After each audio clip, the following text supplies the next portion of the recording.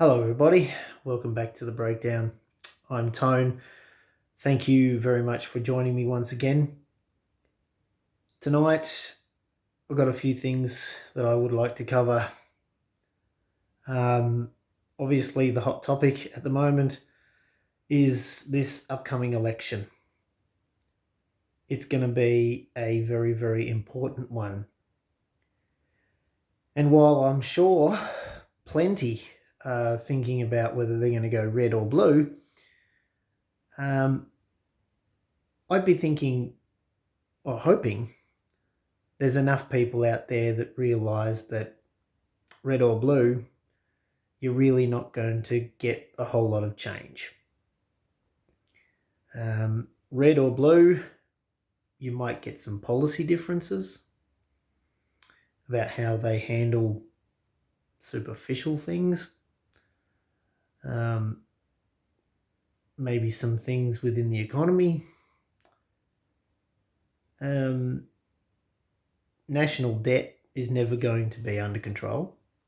That's something very important to understand. Since falling into this debt that we have, there's no going back to debt-free. I'd really hope everyone understands that.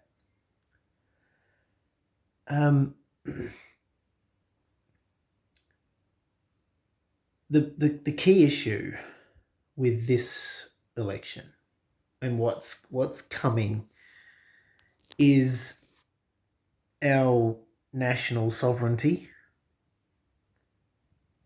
and I don't say that lightly. It is going to come in the form of for our safety.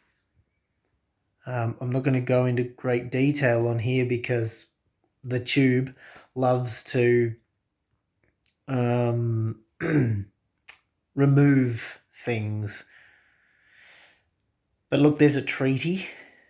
I'm hoping you will have heard both ScoMo and Albo being questioned about this treaty and whether or not they would sign it with the WHO.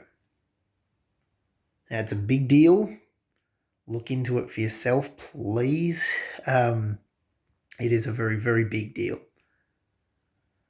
If you think it's about health and safety and the betterment of all mankind, I don't know. Do some research, work that out for yourself. So you're going to get that red or blue. So everything else would just be a real distraction. It'd just be a distraction. All this talk about economy and government debt or countries' debt, cost of living, wages. Let's leave that for a little bit. I'm going to leave you with that. You go and research that stuff for yourself. Look up the treaty with the WHO and work it out for yourself whether you think you want our country to have that. But let's just, I guess, zoom in a little bit because that's like a big macro issue. Let's have a look at our country and what the politicians are talking about.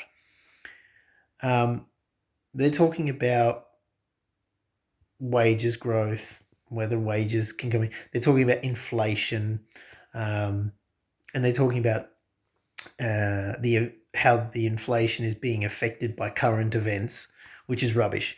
Inflation is something that is a reaction to something that has already happened. I'm sure you would already get, I hope you would already get, the inflation we are seeing right now and in the cost of living, in the way the supply chains have been disrupted, about supply itself running short, which I'll go into in a little bit more detail in a moment. Those things are a result of what's already occurred for the last 2 years. It's got nothing to do with, or very, very little to do with what's going on right now. But everyone's being distracted with the WHR. I'm going to call it a skirmish. over in Europe.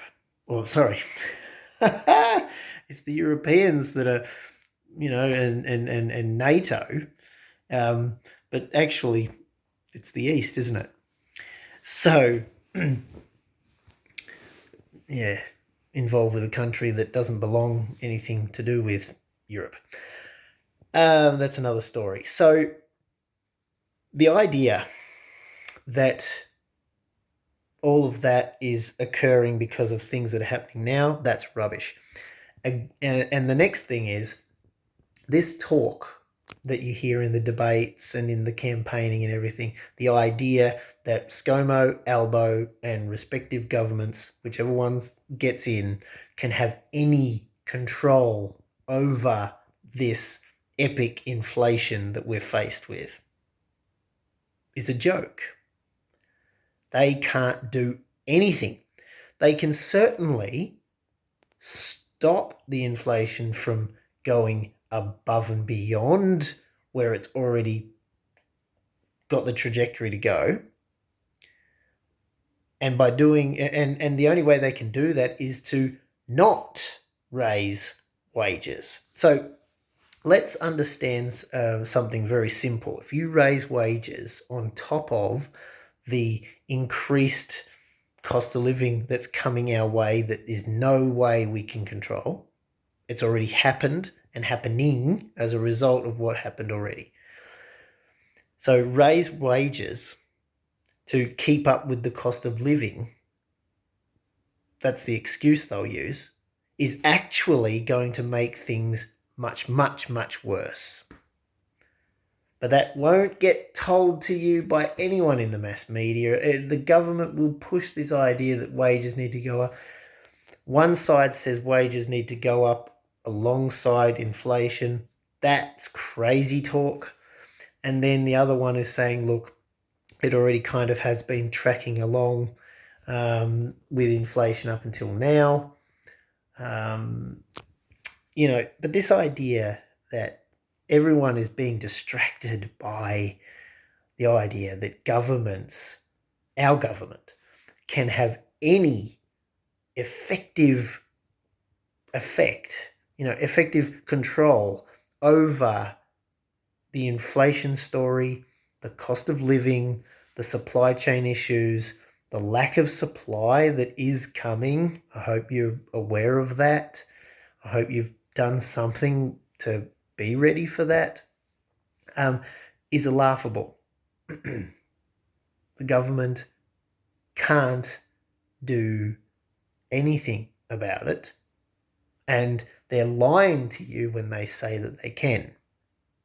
So when I say that whoever you select, whether it be red or blue, and their claims that they can control anything of material worth that's going to drastically affect us in an economical sense, in an economy sense, that's laughable. They can't do it. They're telling lies when they say they can. The only thing you'll get is these policy differences where certain people might benefit a little bit more. They might look and feel like they're getting a benefit, but it's not one. Whoever gets the benefit, you're being distracted by all of this that's going on right now. And I hate to break it to everybody. We've got really ordinary times coming soon. And look, I'm not a fortune teller. Don't believe in that crap anyway. But this isn't prophecy or anything that I'm sharing, because I can't tell you exactly what it's going to look like. I didn't have this YouTube channel prior to the very beginning of 2020. I wish I did have it.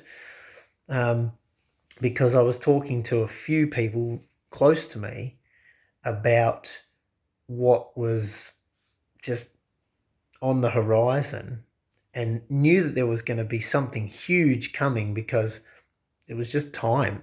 This stuff is, it goes in cycles. So I knew something was coming. It had to be.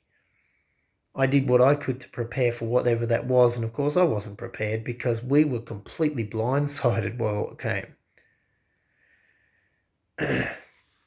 But anyway, look, we're now in a crisis after crisis after crisis scenario. That's the system we're in now.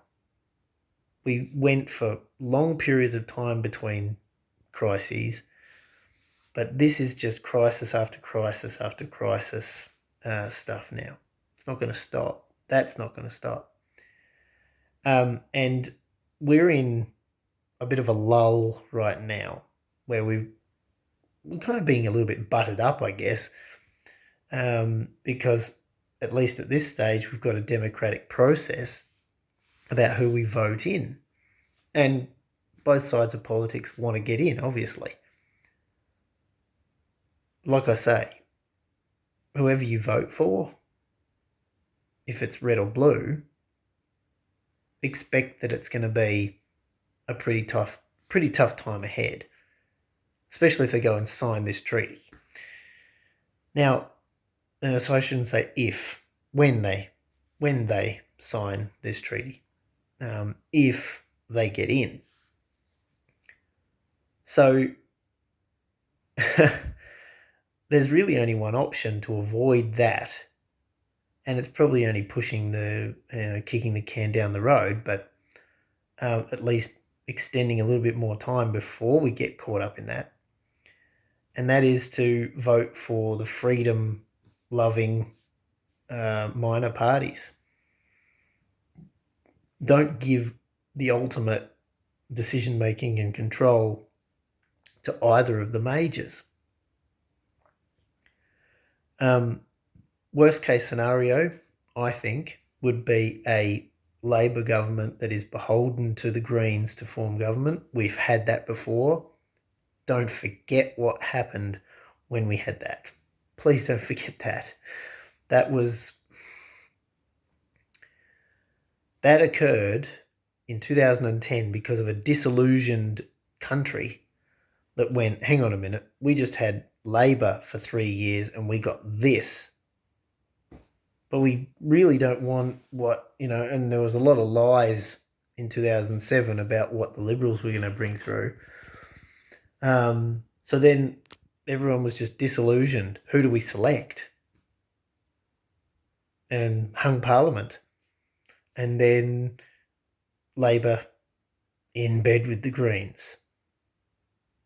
We don't want that again. We don't want that again. That would just be, not good. So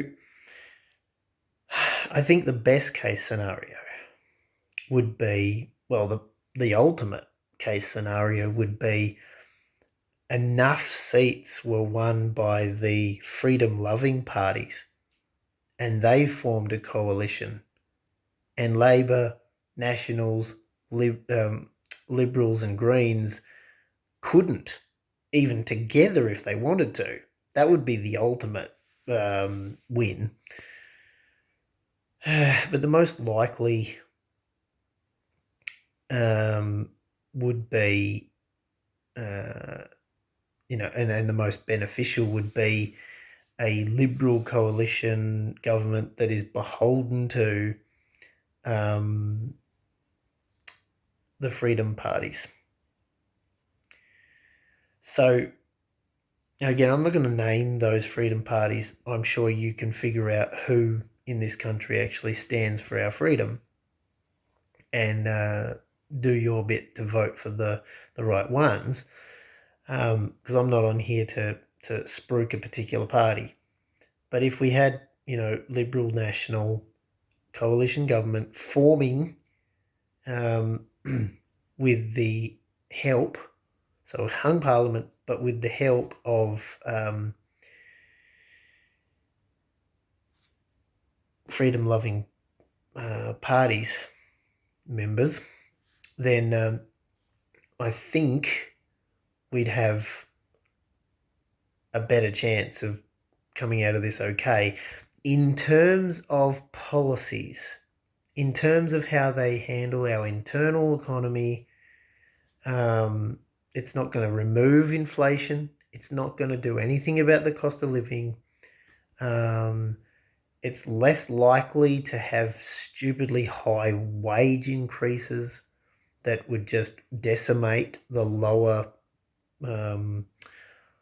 levels of employees, much to the disappointment of them, I'm sure, because they would be like, oh, yay, I've got paid more, and it's all just been sucked up with extra costs because my extra 5% or whatever they were talking about giving has been sucked up by an increase of 20% in cost of living.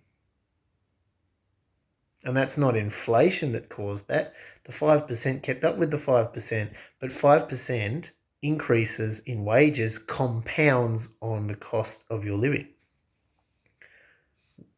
So understand that as wages have gone up, and arguably some will say they haven't gone up enough, and then combine that with inflation, that's why the gap is getting wider between how much you make and how much it costs to live. That's why. And then as inflation goes up, which is directly proportional to the amount of currency that comes into existence, because all new borrowed currency, it's debt currency that comes in, it becomes justified after it goes through our financial system and gets paid back to the banks with interest. That justifies the debt. But that's where inflation comes from. It doesn't come from anywhere else. That's where it comes from. So the gap continues to widen between how much you get paid and how much it costs from what you get paid in order to live. The faster you get your pay increases and the more debt your government takes on, and the more debt the public take on in order to keep up with the cost of living and buying a house, etc., the wider that gap gets faster. It's simple economics, and that's not what we've been taught. Unfortunately, the crash in 2008 didn't wake up everybody. I understood that this is how the system worked prior to that. I just didn't know that an implosion like 2008 would occur so drastically. But what bewilders me is how so many people still live as a slave to the system. Anyway, so that's just my take on wage increases. I've gone off on a little tangent. But how about we just explain that that's how things would go if we got a Liberal coalition government beholden to freedom-loving party members in order to form government on a policies level, on an internal economy kind of level and everything like that. But if either of those parties, either side of politics gets in with an ultimate majority or or have to form some special coalition in order to, we're going to get a sovereignty issue occurring, as I said before, in relation to the signing of the treaty. So, and that is something that I think most people are completely distracted from. And that's the main issue about why it would be best for us to not have red or blue. I'm hopeful, but I'm not expecting such a drastic shift. But after what we had with the polls and everything in 2019, where We were told Labor were going to win, and I was very confident that they would lose, very thankful that they lost. And then ultimately, a year later or less than a year later, I realised that it didn't count for anything anyway. We still lost freedoms and had big issues. So I think that was pretty much the eye-opening thing for me, where it doesn't really matter who out of those two sides wins. You continue to lose your freedom, continue to hand over the power to the powers that be, and then you end up with either side of politics just kind of going, oh yeah, but that's the state's job. I know a lot of people have loved to go on about ScoMo. It's not my job. It's not my job. It's not my job. Just a word to people that think like that. If something's not your job, what would you say if it wasn't your job and people expected you to do something that wasn't your job? I think you'd be well within your rights to say it's not your job. And I think you would be quite frustrated if it was taken out of context for your case as well. So just bear that in mind. The way the media pushes that is a load of rubbish. I'm not defending ScoMo. As I said, both sides of politics, next to useless, I don't really care. But I do care about how people manipulate truth and take things out of context. And this idea that a Labor leader would have been any different in terms of where they went and how they were involved with certain things, I think that's rubbish. And we might get a chance to actually see that a little bit later.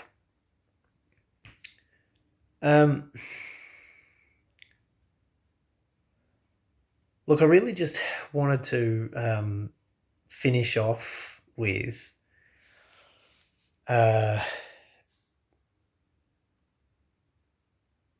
just wishing everybody the best with what's coming. Now, understand that a lot of people have been screaming from the rooftops for the last 2 years, conspiracy theory, conspiracy theory, conspiracy theory. And it's an interesting fact now where we've got things that were viewed as a potential conspiracy theory only taking weeks or months to kind of be proven that that's actually not the case, and it has actually occurred. Just for example, I've made claims, made mention of things in the middle of 2020 about things that would occur and have since occurred. One or two of those videos I think have been removed from this platform. That's why I'm careful about what I mention. But they occurred. Make no mistake, the things that I said would occur have occurred.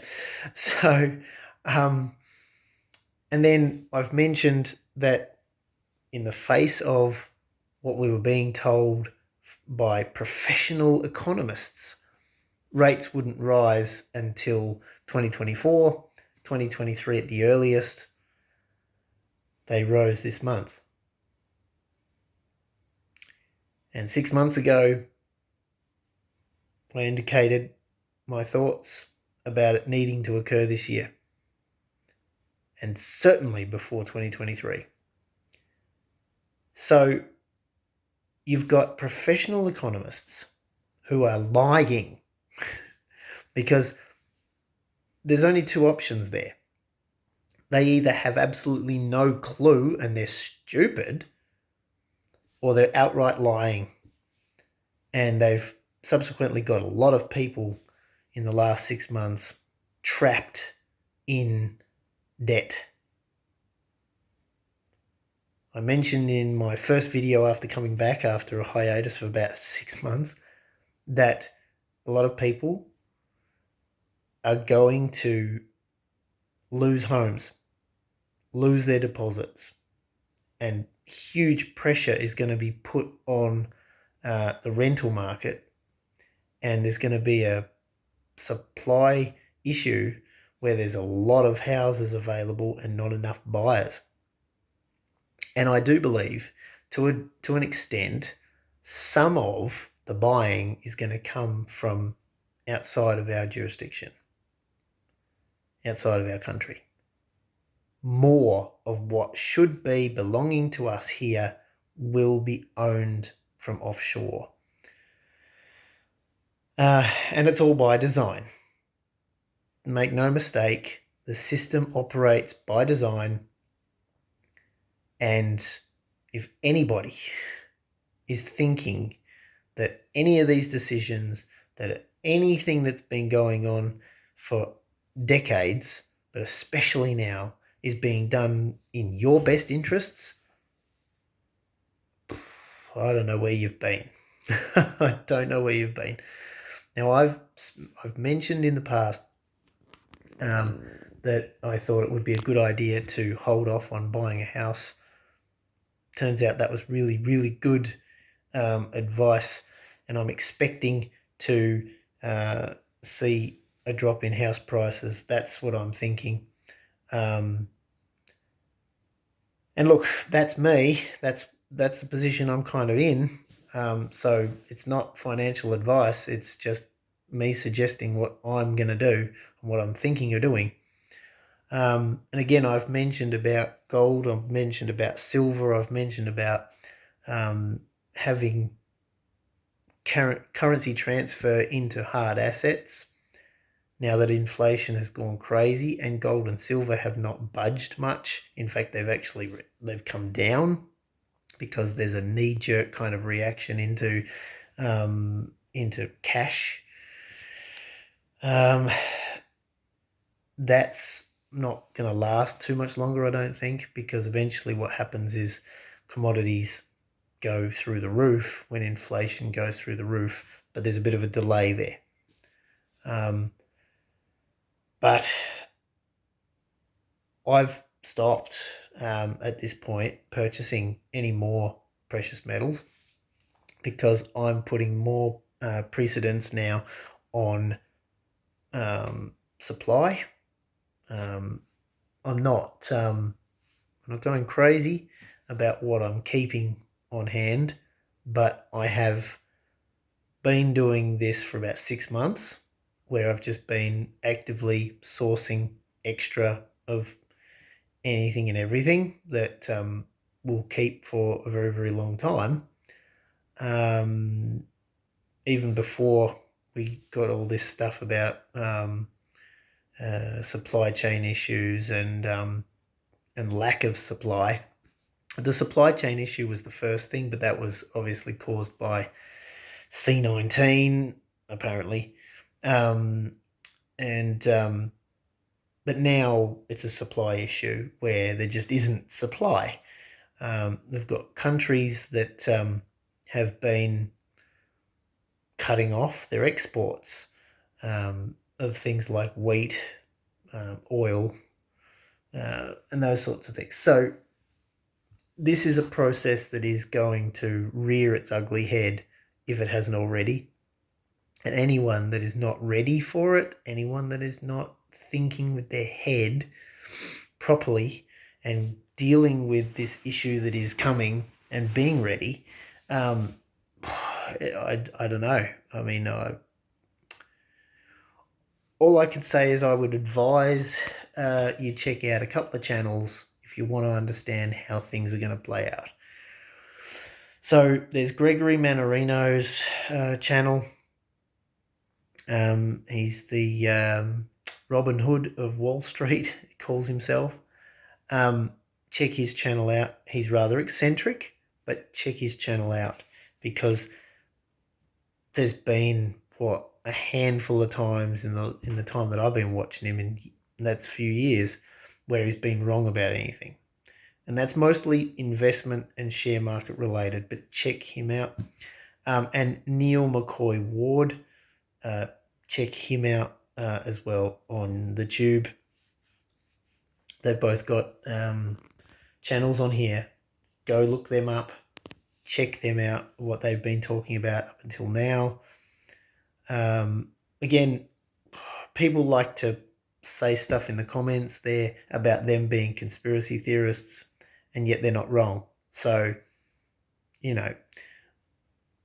hindsight is a really good measure. Obviously, it's a bit late. But if you hear people talking about stuff and in hindsight they were right and it's consistent, probably pays to be listening to people who are awake enough to be getting stuff consistently right like that. It can't be luck. So anyway, I just share you those two channels. Again, just want to give you another shout out to AB Coaching. I mentioned that in my previous video. If you want to get on top of whatever's going on in your life, so that you are prepared for what can be coming, whatever that is, then get in touch with him. I'm sure that he would be very happy. I know he would be very happy to have a one-on-one conversation. Pardon me. And that conversation is no obligation, just to hear him out, see what he's all about. But he does a life coaching. If you've got a lot of stuff that's just going on and it's crazy and you don't know which way is up, he'll be able to help you sort out, declutter your life. And, if something chaotic is already going on in your microcosm of life, then when a macro chaos comes towards you, likely to clean you right out and clean you right up. So that's why I share him, because AB Coaching, Anthony at AB Coaching, he will help you to deal with that microcosm of what is your life and get that stuff on track with his 6-week reset. And then you can look at Gregory Mannarino's channel, and you can look at Neil McCoy Ward's channel and get some idea of the macro stuff that's going on, which hopefully would open your eyes to the kind of stuff we're almost faced with now. That's where I'm going to leave it with you. I know it's ended up being quite a long video, and I apologize for that. Thank you if you've stayed around and watched the full video. I really do appreciate it. But most of all, I hope that it's of value to you. Please just make sure that you are analysing what you are being told. I made a recent comment on a Facebook post that I read where one particular media outlet was supposedly, the best one, and, actually gives the news. And my response was simply,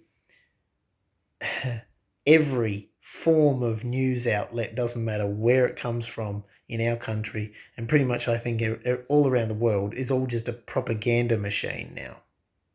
It's all part of the one propaganda machine, because news should simply just be telling you what's occurring and truthfully telling you what's occurring. The analysis, the opinion that you develop from what you're being told, that's up to you. That's up to you, not up to the analysts that they always have blah, blah, blahing after the news, which isn't even factual sometimes. There's key pieces missing or added in little ad-libbed pieces. And then the analysis after that, which just muddies the water even further.